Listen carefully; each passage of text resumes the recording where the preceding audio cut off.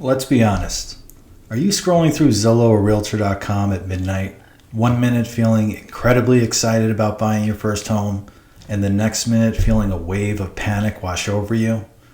You see scary headlines about the economy and interest rates. You hear your family and friends giving you conflicting advice, and you're just going back and forth asking yourself, should I buy a house now, or am I missing out by waiting? If you're feeling that mix of excitement and anxiety, relax, because you're in the right place. In this video, we're going to cut directly through all the hype and misleading and contradicting news. We're going to break down the 5 critical points that you need to consider, and by the end, you won't have a magic crystal ball, but you'll have a clear, confident framework to answer that question for yourself. So let's get into it. Point number 1 is the myth of timing the market. So first things first, we have to talk about the myth of timing the market. So much of the anxiety around buying a home comes from this fear of buying at the absolute peak and seeing your house plunge in value. But here's the reality. Even the smartest economists in the world, with all their data and algorithms, cannot predict what the housing market's going to do next month, let alone next year. And worrying about this will paralyze you. There's a classic saying in the world of investing that also applies to real estate. It's about time in the market, not timing the market. Historically, over almost any 7 to 10 year period, real estate's proven to be an incredible way to build wealth and stability. The goal isn't to buy a home at the lowest absolute price in history.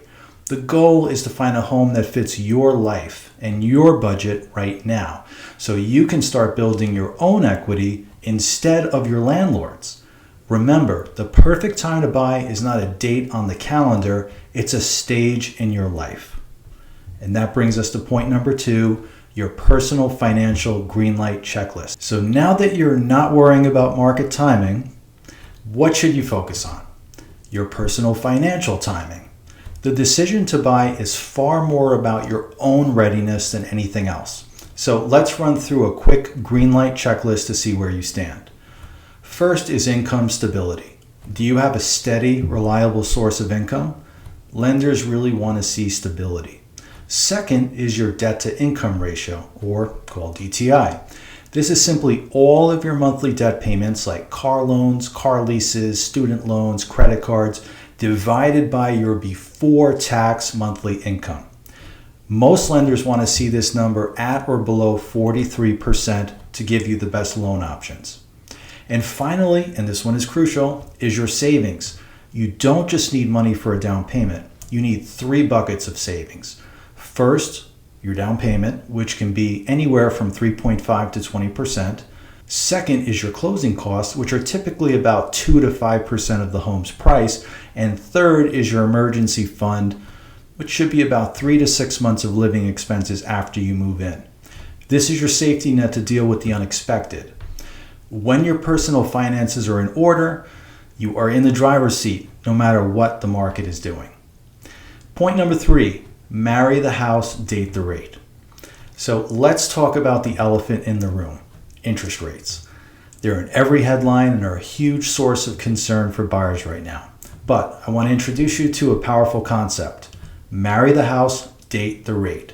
What this means is that you're committing to the house and its price for the long term. You're marrying it.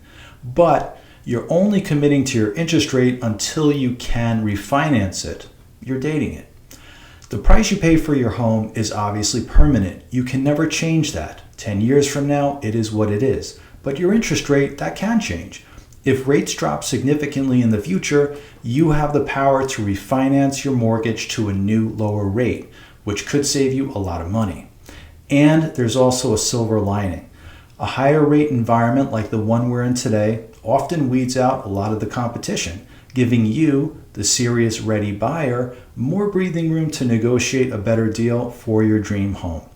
So focus on finding the right home at the right price that you can afford, and you can likely change the interest rate later, but you can never change the price that you paid. And point number 4 is calculating the true cost of waiting. Now let's look at the other side of the coin. Waiting sometimes feels safe, but it's definitely not free. There's a real tangible cost to waiting. So let's talk about rent. First, let's say you're paying $2,000 a month in rent, which is $24,000 a year that you're never going to see again. It's essentially a 100% interest payment to your landlord with zero return for you. Now let's add in appreciation. Let's say you're looking at a $350,000 house that you love. If the market appreciates by a very conservative 3% over the next year, that same house will now cost over $360,000. That means by waiting, the house you want just got $10,000 more expensive, and you just spent $24,000 on rent. This means that $34,000 you are behind in just 12 months. This isn't meant to scare you into a rash decision. It's meant to equip you with the full financial picture, that while you're waiting for that perfect moment, the financial goalpost can be moving farther and farther away. Point number 5, your action plan, moving from if to when. So we've covered a lot. And what do you do with all this information? The goal is not for you to rush out and buy a house tomorrow.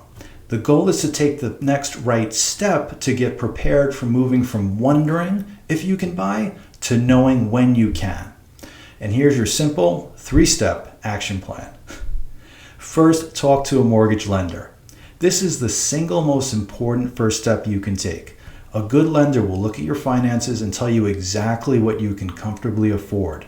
This one conversation will replace fear and uncertainty with concrete facts and a real budget. Second, define your why. Seriously, take a moment and write it down. Why do you want to own a home? Is it for the stability of knowing that your payment won't rise each year? Is it to build a space for your family? Is it simply the freedom to paint a wall without asking permission?